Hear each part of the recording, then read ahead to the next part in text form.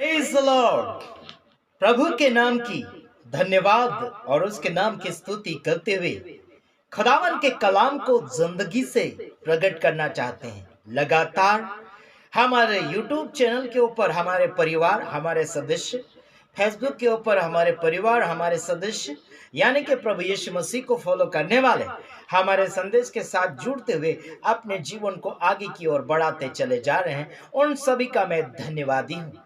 हृदय के गहराई से आप सभी का अभिनंदन और स्वागत करते हुए आप सभी को मैं धन्यवाद देना चाहता हूं। बीते हुए वर्षों से लेकर आज तक आप हमें सपोर्ट करते चले जा रहे हैं। प्रभु के नाम की स्तुति हो। Praise the Lord.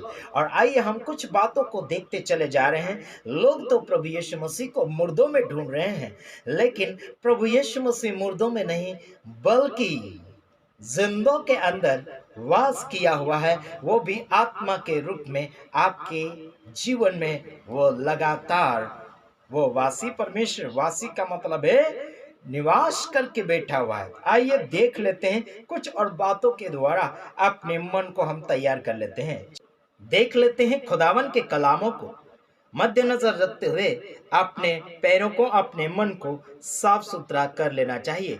जैसे कि लिखा है मत्ती 5:8 में लिखा है, धन्य है वे, है ना, धन्य है वे जो जिनके यानी कि जिनके मन शुद्ध है। वाह, प्रेज द लॉर्ड, क्योंकि वे परमेश्वर को देखेंगे। बाइबल के अनुसार हम देखते हैं, बाइबल में लिखा है मत्ती रचित सुसमाचार उसका 5:8 में हम पाते हैं वचन, कहा जाता है कि धन्य जिसका मन शुद्ध है, वो धन्य मतलब साफ सुथरा है, वो पवित्र है, जिंदगी को आगे की ओर बढ़ाता चला जाता है। जिसका मन ही शुद्ध है उस व्यक्ति को धन्य कहा गया है। परमेश्वर की बराबरी में चल बैठा है, परमेश्वर के पड़ोस में जाकर अपना नाम कमा लिया है। वाह, सुनामी बन चुका है, आशीर्वाद की भरपूरी अपनी जिंदगी में लेकर वो व्यक्ति जी रहा है जो अपने मन को शुद्ध रखता हो। जैसे कि आप पानी पीते हैं तो शुद्ध पानी पीने में आप पसंद करते हैं। जैसे कि चाय भी पीते हैं तो उसे झाड़ लिया जाता है छन्नी के द्वारा, आटा भी छन्नी के द्वारा झाड़ा जाता है, छाना जाता है। उसी प्रकार से आपके जीवन को आप छान बीन कर अच्छा अगर करेंगे परमेश्वर के वचन के द्वारा, तो आपके मन को धन्य नाम दिया गया है, यानी कि शुद्ध। क्या नाम दिया गया? शुद्ध नाम दिया गया। धन्य है वे जिनके मन शुद्ध है। क्या कहा गया? जिसका मन शुद्ध है वह व्यक्ति धन्य है। और धन्य अगर बन चुका तो धन्य लोगों के साथ और धन्य परमेश्वर के साथ संगति करने के लिए योग्य बन चुका है। आप किसके साथ संगति करने के योग्य बन चुके हैं? कहिएगा मेरे भाइयों और बहनों। लगातार आपको हम परमेश्वर की संगति में लाने के लिए कोशिश कर रहे हैं, और परमेश्वर तो अपने बेटे यानी कि यीशु मसीह की संगति में आपको और मुझे जोड़ दिया है। और प्रभु यीशु मसीह अगर आपकी संगति में है, आपका मित्र है, तो वो आपको लूटेगा नहीं, आपको छोड़कर वो कब्रिस्तान में आराम या फिर विश्राम नहीं करेगा, बल्कि वो आपके साथ संघर्ष करेगा, वो आपके साथ मेहनत करेगा, वो आपके साथ आपको वो मदद करने के योग्य परमेश्वर है। हेलो, उसने वादा किया कि मैं जगत के अंत तक साथ हूं। तो आप बीच में निराश और हताश होने की क्यों ऐसी बातें प्रकट करते हो?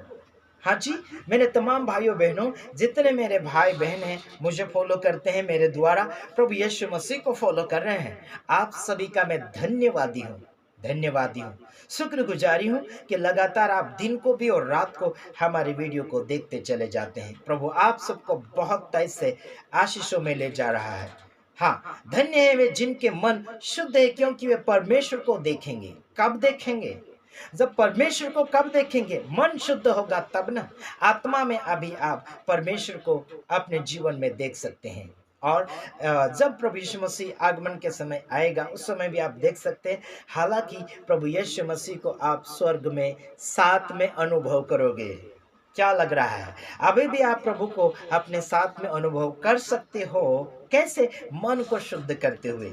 मन में भेदभाव की भावना नहीं होना चाहिए। किसी को नीचे गिराने की आपका कोई प्रकार का ऐसी योजनाएं नहीं बनाना चाहिए। बल्कि आज बहुत से दगेबाजी हो चुके हैं। हो चुके कि नहीं? यीशु मसीह को धोखा दिया उसके ही चेले ने, जैसे कि 30 सिक्कों में अपनी ईमानदारी खुद की यानी कि यहूदा ने बेच दी। क्या सोच रहे हैं आज? हम किसके ऊपर भरोसा कर सकते हैं आज? कोई विश्वास योग्य इंसान या फिर सेवक सेविका मिलने में नहीं नजर आ रहा है और मिल भी नहीं सकता, और मिलने के लिए भी नहीं मिलता चला जा रहा है। कुछ ही समय के लिए आत्मिक और पवित्रता और स्वर्गदूत जैसा रूप धारण करके आ सकते हैं, लेकिन वो भी दगेबाज और गद्दार हो सकते हैं। तो आइए, एक एक जो लेडीज थी, उस लेडीज ने क्या किया? जो जो व्यभिचारिणी थी, पापी थी, है ना, गंदा काम करते थे, अपना बहुमूल्य इत्र यीशु मसीह के पैर के ऊपर डालकर वो अपना प्यार दर्शा रही है। आप क्या सोचते हैं? आपके पास अगर कीमती वस्तु भी होगा तो आप क्या करेंगे? अच्छे भाव में बेच दोगे और अच्छा खासा दाम लेकर घर चले आओगे, और उसके बाद और कुछ कामों में पैसा खर्च कर दोगे। जैसे कि वो लेडीज जो पापी थी, यीशु मसीह का पैर धोया, यानी कि इत्र से, है ना, इत्र से। इत्र आजकल बहुत महंगा होता है, वो बहुत ही अच्छा होता है वो तेल, है ना। तो उससे उसने क्या किया? यीशु मसीह के पैर के ऊपर वो उसने तेल डाला और अपने बालों से उसने क्या किया? यीशु मसीह के पैर को साफ सुथरा किया। मेरे भाइयों बहनों, आपको मैं इतना कहना चाहता हूँ, आज कोई अपने बालों से कोई कुछ पहुँचता है क्या? शैम्पू लगा कर या फिर अच्छे कीमती साबुन लगाकर अपने बालों को स्वच्छता में रखना चाहते हैं। आज मैं आपको कहना चाहता हूँ कि प्रभु यीशु मसीह के चरणों का सामर्थ्य जो है आपकी दिमागी हालत में ले लो। समझ में आ रहा कि नहीं आ रहा? बालों से पहुंचा उसने, क्या किया? बाल कहाँ से आते? दिमाग की हालत में से। समझ में आ रहा है कि नहीं आ रहा? तो यीशु मसीह के पैर का मेल जो बालों में गया, उस लेडीज की जिंदगी को बदल कर रख दिया। मेरे भाइयों बहनों, उस प्यार को देखो, उस प्यार को उसने प्रकट किया और वो सारी दुनिया में फैल गया वो प्यार। उस पापी स्त्री ने यीशु मसीह से प्यार दर्शाया कि प्रभु से वो माफी चाहने आई थी, प्रभु से वो मुक्ति पाने, यानी कि पाप से मुक्ति पाने आई थी, प्रभु से कुछ आशा रख के आई थी। उसकी आशा यीशु ने पूरा कर दिया। उसके प्यार और मोहब्बत को उसने देखा, जो आत्मिकता रीति से उसने प्रकट करने के लिए कोशिश की। दुनिया की प्यार की बात नहीं कर रहा हूं मैं, वो लेडीज आत्मिकता का प्यार बता रही थी। अपने आप को वो यीशु के सामने प्रकट कर दिया, कबूलात कर लिया, अपने आप को खाली कर दिया। जो था वो भी प्रभु के पैरों में कीमती वस्तु लगाकर साफ सुथरा कर लिया। अपने दिमाग की हालत को वो साफ सुथरा कर रही है परमेश्वर के सामर्थ्य के द्वारा। तो आप और मैं क्या ऐसी कीमती वस्तु कहीं बांटते हैं या फिर रेड़ते हैं या फिर उंडलते? क्या कहीं नहीं कर रहे हैं।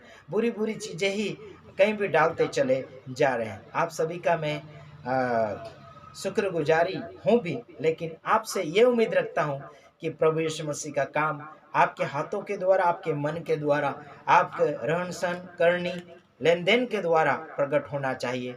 वो आप सामने प्रकट करो। मेरे भाइयों बहनों, छुपा छुपा कर कार्य करने से अभी मजा बिल्कुल नहीं है। प्रगति रूप से करो। सामने की ओर दिया रखा जाता है, खाट के नीचे नहीं और टोकरी के नीचे नहीं रखा जाता है। तो इतना कहना चाहता, आपके सारे भले काम प्रकट कर दो, दिखा दो दुनिया को कि आप प्रकाशमान प्रभु यीशु मसीह के बेटे और बेटियां हैं।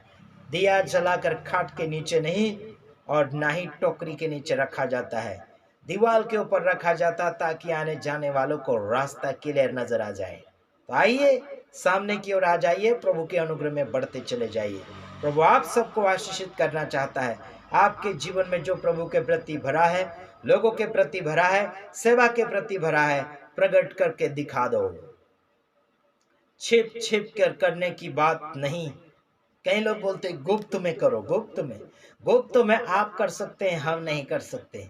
गुप्त में काम करने का और कोई समय होता है और प्रगति रूप से करने का समय और अलग होता है। हम तो गुप्त में काम करने वाले बिल्कुल नहीं हैं। हम तो खुलेआम काम करते हैं, चाहे भला करो या बुरा करो, सामने प्रकट कर देते हैं। तो देखते हैं। आप सभी का धन्यवाद हो, आप सभी ने हमारे वीडियो को लास्ट तक देखा और धीरज रखें। प्रभु आप सबको आशीषित करे। लगातार अलग अलग प्रकार के ऐसे विषय हम लेते चले आएंगे। Praise the lord, God bless you. प्रभु आप सभी को लगातार आगे की ओर बढ़ाए, यही आशा लगाते हुए मैं यहीं पर समाप्त करता हूँ संदेश को।